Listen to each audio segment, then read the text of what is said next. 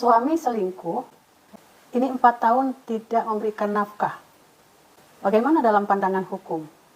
Assalamualaikum. Dalam hal ini ada 2 persoalan hukum. Yang pertama, suami tidak memberikan nafkah. Dan yang kedua adalah suami selingkuh. Nah, di sini kita akan paparkan dulu persoalan hukum tentang suami tidak memberikan nafkah kepada keluarga, yaitu istri dan anak-anaknya. Sebelum kita lebih lanjut membahas hal ini, kita akan lihat dulu apa yang dimaksud dengan nafkah dan berapa besarannya.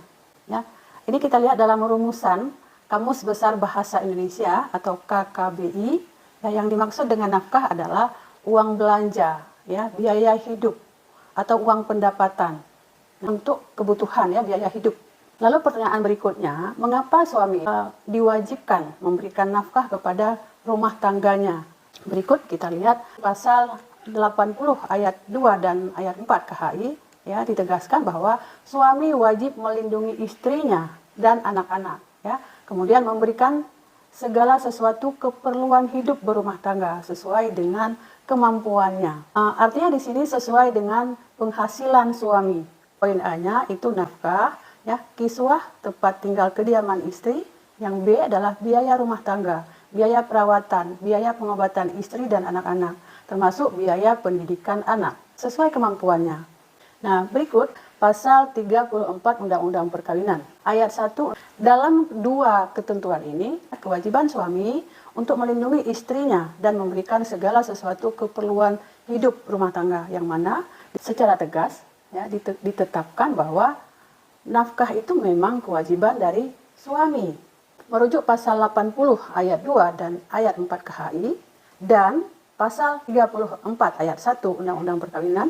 Nah, kewajiban suami memberikan nafkah itu sesuai dengan kemampuan suami. Ya, artinya nggak ada paksaan di luar batas kemampuannya. Garis minimum, ya, sandang, papan, pangan, perumahan. Dan kemudian ada termasuk di situ biaya perawatan ketika sakit dan sebagainya.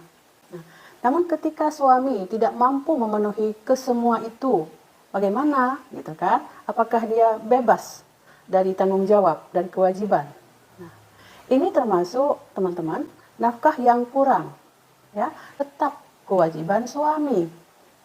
Nah, lalu bagaimana persoalannya kemudian ketika suami mengabaikan kewajiban itu? Apa sanksi hukumnya? Ya, sebelum kita bicara sanksi hukum, kita lihat dulu nih, ada nggak sih upaya yang bisa dilakukan oleh istri? Ya, bisa dipahami teman-teman ya? Ada 2 bentuk gugatan nafkah. Ya, yang pertama itu gugatan secara perdata dan yang kedua gugatan secara pidana. Nah, baik, berikut kita lihat teman-teman dasar hukumnya. Pasal 34 Undang-Undang Perkawinan. Istri dapat mengajukan gugatan, ya, gugatan nafkah matliyah, nafkah yang terhutang. Ya, ini.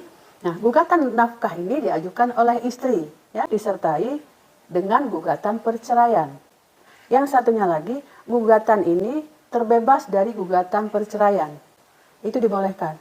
Nah, meskipun teman-teman, secara umum kita tidak menemukan, ya, karena di masyarakat kita, ketika memang nafkah itu digugat, itu kerap kali itu disertai dengan gugatan cerai. Itu satu. Yang kedua, boleh jadi, ya, ketika ini istri sudah komplain, sudah ajukan gugatan, kemudian si suami masuk dari sisi yang lain. Dia malah kemudian mentalak istrinya. Karena marah kali ya, nggak bisa terima. Nah, apa yang bisa dilakukan oleh istri? Nah, kepada istri oleh hukum, ya, oleh undang-undang diberikan hak untuk melakukan gugatan balik, rekonvensi. Gugatan istri terhadap nafkah yang terhutang. Ada pengecualian teman-teman. Itu pengecualiannya bisa kita temukan di dalam pasal 84 ayat 1 KHI. Ya, intinya apa teman-teman? Istri ini boleh menggugat, ya, nafkah yang terhutang sepanjang, ya, si istri ini sudah melakukan kewajibannya. Nah, namun jika istri tidak melakukan kewajibannya sebagai istri atau nusyus, ya, nusyus. Apa aja itu yang dianggap nusyus? Misalkan teman-teman, istri itu berselingkuh, menyeleweng, melawan suami, dan hal-hal negatif lainnya. Ya. Nah, oleh undang-undang, istri yang khusus itu tidak mendapatkan hak untuk mengajukan gugatan perdata terhadap nafkah terhutang. Selanjutnya teman-teman, itu contoh kasus gugatan nafkah terhutang ya yang dilakukan oleh seorang artis Catherine Wilson, kita sebutkan CW ya, yang menggugat cerai suaminya IM atas dasar haknya sebagai istri itu tidak dipenuhi oleh suaminya. Artinya mungkin di awal perkawinan si istri ini merasa sudah menerima haknya, sudah mendapatkan nafkah dari suami. Namun berjalannya waktu tidak lagi memberikan nafkah ya kepada istrinya. Nah, di sini si istri ya si cewek ini keberatan. Nah, kemudian dia mengajukan gugatan cerai kepada suaminya sekaligus nafkah terhutang agar dibayarkan ya oleh suaminya. Namun yang terjadi kemudian dalam putusan hakim kemudian mengabulkan sebagian dan menolak sebagian. Yang dikabulkan adalah gugatan cerai si cewek terhadap suaminya.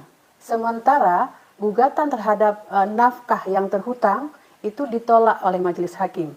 Itu tadi 800 juta. Artinya ini tidak sampai dalam masa setahun. Nah, bahwa 4 tahun suaminya nggak memberikan nafkah kepada istrinya. Kalaulah kita ambil angka 5 juta saja sebulan kebutuhan untuk rumah tangga, ya kan? Artinya kalau 4 tahun itu 48 bulan. Ya kan? 5 kali 48 bulan itu artinya berjumlah 240 juta rupiah. Ya kan? Dalam 4 tahun. Ya. Bagaimana kalau kemudian persoalannya berbeda? Ya. Di sini si istri ridho, ikhlas, enggak dinafkahin. Ya kan? Barangkali hitung-hitungannya ketika masih punya suami, dia masih ada pelindung dari sisi yang lain, keamanannya kah? Energi kita bertahan itu. Nah gitu. Kalaulah istri ini dia bisa ikhlas tidak diberikan nafkah oleh suaminya, nah ini nggak masalah ya, artinya nggak ada problem. Ini menjadi opsi untuk masing-masing teman-teman, nggak ada paksaan. Ketika memang gugatan secara perdata ini terhadap nafkah terhutang, ya kan, tidak digubris oleh suami, lalu langkah apa lagi yang bisa kita tempuh?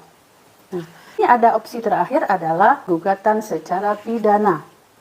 Ini tindakan pidana penelantaran. Oke? Nah, baik, kita lihat teman-teman di sini apa pengertian penelantaran.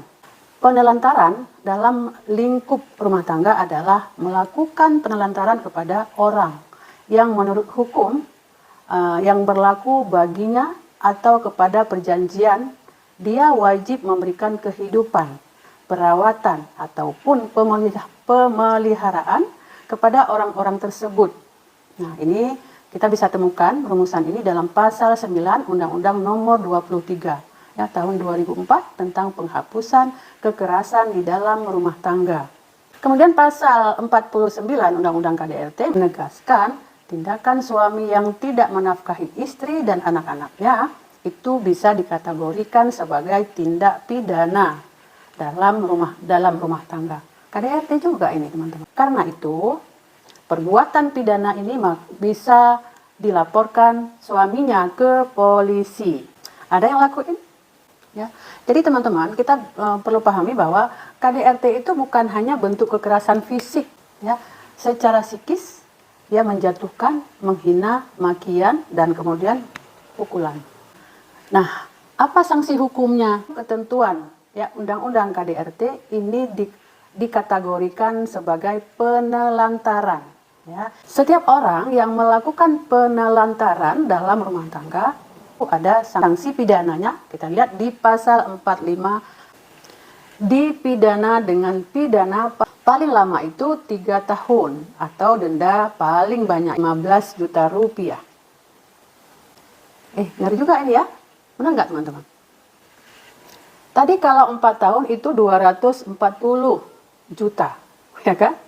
Sementara ini cuma sanksinya penjara 3 tahun atau ya gaskan bahwa denda paling banyak itu 15 juta ya.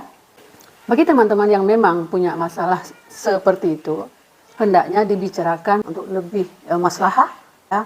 penyelesaian itu secara musyawarah mufakat dalam keluarga.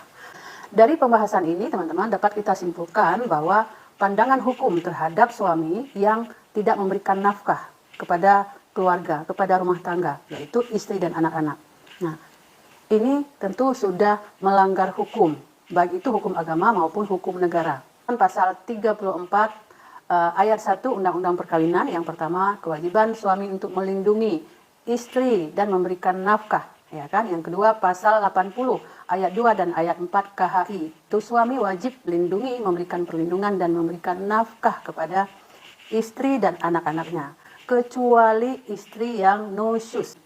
Nah, demikian teman-teman ya. Ketika memang ini suami tidak memberikan nafkah, ya, undang-undang memberikan keleluasaan dengan cara dua opsi pilihan, yaitu yang pertama gugatan secara perdata dan kemudian gugatan secara pidana, yaitu bentuk laporan tindak pidana penelantaran rumah tangga. Nah, untuk itu sebaiknya ya, yang belum menikah belajar ilmunya, pahami dan kemudian persiapkan diri sebaik-baiknya, tidak menjadi kendala terhadap keharmonisan rumah tangga. Nah, yang kedua, sebelum mengajukan laporan, ya sebaiknya apakah itu secara perdata maupun kemudian pidana dilakukan musyawarah dan mufakat ya dengan keluarga, dengan orang-orang yang dituakan, yang lebih paham ilmunya, ya kan, sehingga ini melahirkan satu kemaslahatan untuk bersama, untuk rumah tangga. Semoga bermanfaat, insya Allah. Jumpa lagi. Assalamualaikum warahmatullahi wabarakatuh.